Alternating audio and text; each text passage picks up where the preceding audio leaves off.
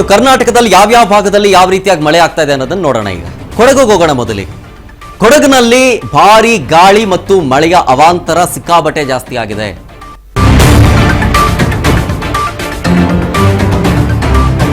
ಇಲ್ಲಿನ KSRTC bus ನಿಲ್ದಾಣದಲ್ಲಿ ಭಾರಿ ಭೂಕುಸಿತವೂ ಆಗಿದೆ ಅನ್ನೋ ಮಾಹಿತಿ ಇದೆ.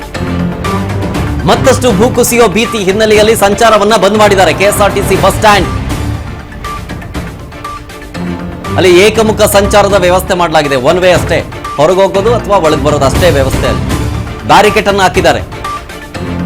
ಎಲ್ಲಿ ಲ್ಯಾಂಡ್ ಅಥವಾ ಎಲ್ಲಿ ಭೂಕುಸಿತ ಆಗಿದೆ ಅಲ್ಲಿ ಮಡಿಕೇರಿಯ ಪೊಲೀಸರು ಮುಂಜಾಗ್ರತಾ ಕ್ರಮವನ್ನು ತಗೊಂಡಿದ್ದಾರೆ.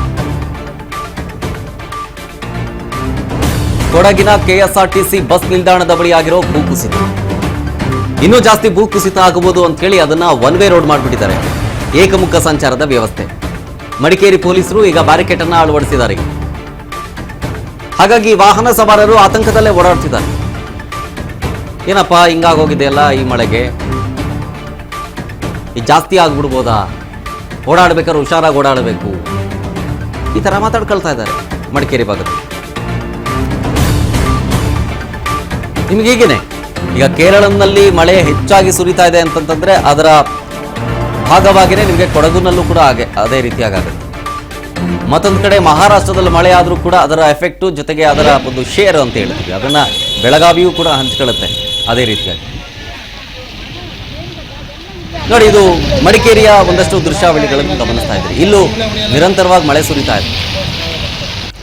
ಇಲ್ಲೂ ಭೂ ಕುಸಿತ ಆಗಿದೆ. ನೋಡಿ, ಅಲ್ಲಿ ಆ ಫುಟ್ಪಾತ್ ರೋಡು ಕಂಪ್ಲೀಟ್ ಕುಸಿದೋಗಿದೆ.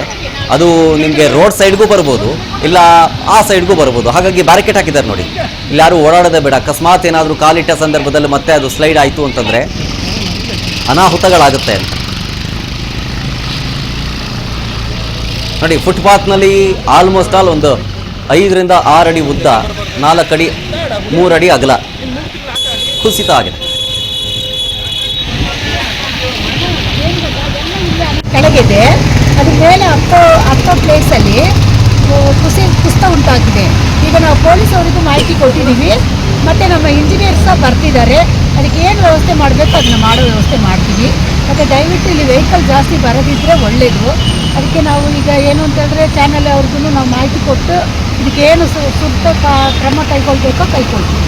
ಕೆಳಗಿದೆ, ಅದು ಮೇಲೆ ಹತ್ತೋ ಪ್ಲೇಸಲ್ಲಿ ಕುಸಿತ ಉಂಟಾಗಿದೆ. ಈಗ ನಾವು ಪೊಲೀಸ್ ಅವರಿಗೂ ಮಾಹಿತಿ ಕೊಟ್ಟಿದ್ದೀವಿ.